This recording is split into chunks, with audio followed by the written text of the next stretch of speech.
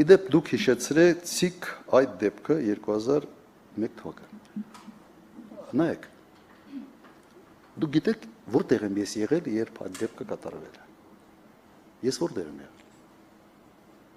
Վկա, որ ըստ էության ասում եք, որ Պամփուչյանը այնտեղ է։ Ես մեր տունն եմ եղել։ Ես չգիտեմ ինչ վկա եմ ով գտել։ Դեպքը կատարվել է այդ սրճարանը լքելուց մոտ 40 րոպե հետո, 35-ից 40։ Դա քրեական գործում է։ Եվ ըստ էության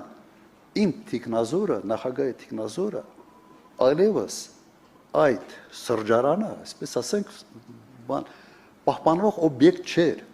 Ես այնտեղ չէի։ Ես դեպքի մասին իմացել եմ առավոտյան։ Առավոտյան են ինձ զեկուցել։ Պրիվետ Ռոբ արտահայտությունը ես չեմ էլ լսել։ Ես չեմ լսել։ Ուղղակի հիշեցնեմ նաև մեր հանրությանը։ Շարլ Ազնավուրի այցն էր Հայաստան, եւ մենք միասին շատ լավ ժամանակ ենք անցկացրել այդտեղ։ Մենք մտնելուց ոտնկայից մարդիկ ծափահարում էին, դուրս գալուց ես ընդհանրապես չգիտեի, թե ինչ է կատարվել։ Խոսքը նրա մասին էր հետագայում ինձ իհարկե զեկուցել են, որ ինչ-որ մի քիչ քեֆ ավելի լավ վիճակում, ինչ-որ վիճաբանություն ա եղել թիկնազորի մեկի հետ։ Մեկի հիմա չեմ էլ ուզում այդ անունները տալ։ Եվ դրա արդյունքում ինչ-որ կոպիտ ասած այնց ռազմորկա եղավ իրար հետ եւ այդ միջադեպը կատարվեց։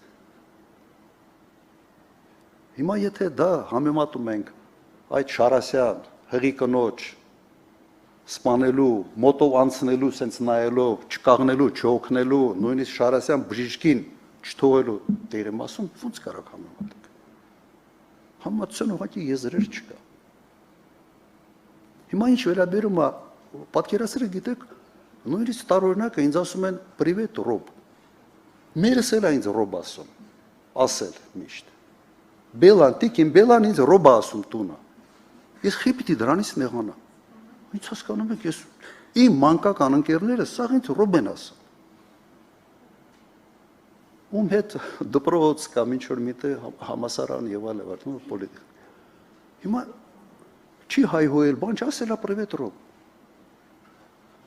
Ու ես դրանից պետք է նեղանամ, լավ, այդ աբսուրդը կամ հիմարությունը շատ կներեք, բայց մի բառեր կօգտագործեմ, այդ էշությունը տարածում ստացավ։ Այս